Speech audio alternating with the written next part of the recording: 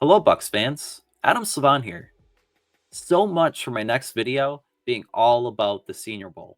While Senior Bowl week is just ramping up and the Super Bowl matchup is now set, there's another Bucs related storyline to discuss.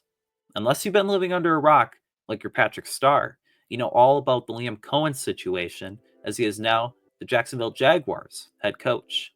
Now, what is Tampa Bay going to do? After losing Coen and co-defensive coordinator Kacy Rodgers, there's plenty to talk about when looking at the future of the coaching staff. As the Bucs began their search to replace them, I thought it would be fitting to do a top 10 takeaways when looking at both vacancies and the current state of affairs. Number 1. Liam Coen is gone. Now what? The Bucs have already begun the interview process with offensive coordinator candidates, and many more will be on their way to talk to head coach Todd Bowles and general manager Jason Licht. Number 2, Rams offensive assistant Nate Shieldhouse interests me early in the OC search, as he is someone from the prestigious Sean McVay pipeline. Shieldhouse also has experience calling plays at Iowa State, where he coached productive quarterbacks, running backs, and wide receivers. Let's talk about two of them. Number 3. On a lesser note, Shieldhouse would have some intel on wide receivers Jaden Higgins and Jaylen Noell. Should Tampa Bay look to add another playmaker in the 2025 NFL Draft? It wouldn't hurt, right? Higgins and Noell are also among the top wideouts who will be in Mobile. Number 4. Other candidates that come to mind are former Bucs Josh McCown and Mcardell. Could you get used to seeing them at Raymond James Stadium in headsets instead of helmets? McCown and Mcardell are two key Vikings assistants that boast a wealth of playing experience, knowledge, and have coached with nice results in Minnesota. McCown was vital for Sam Darnold's career revival, while Mcardell, he's coached a guy that's pretty good in Justin Jefferson and has also overseen the growth of Jordan Addison.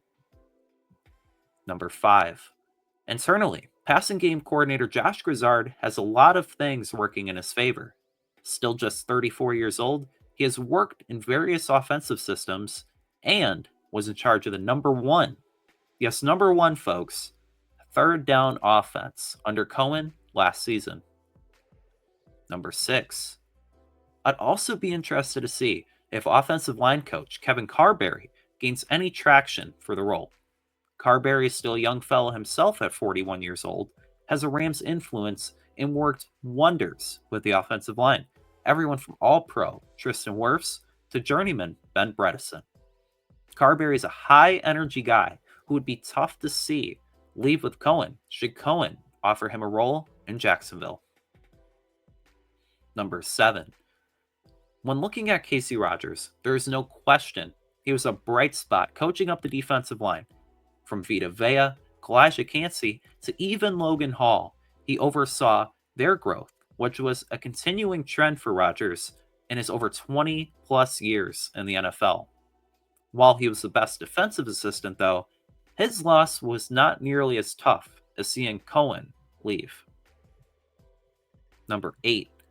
With the Lions promoting Kelvin Shepard as defensive coordinator, co-defensive coordinator Larry Foote is likely to be sticking around.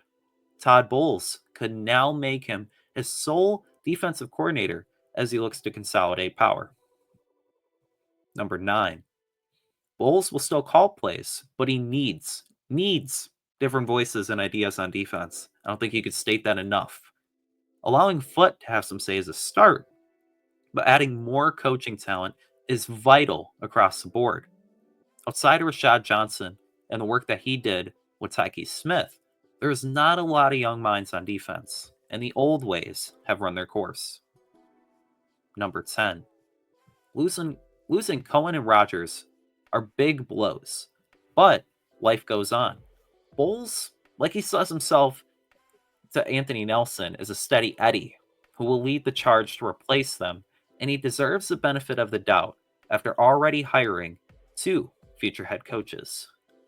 Now, this saying might be familiar, but fans should trust the process and still have optimism for next season. That will do it for my top 10 takeaways, but be sure to check out pewterreport.com for all of our Senior Bowl coverage, as well as more news as it comes about the offensive coordinator search.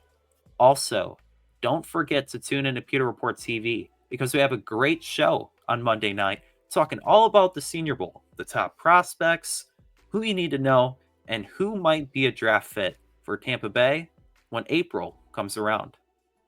Then, you know the drill. Check out our X, Facebook, and Instagram accounts at Pewter Report.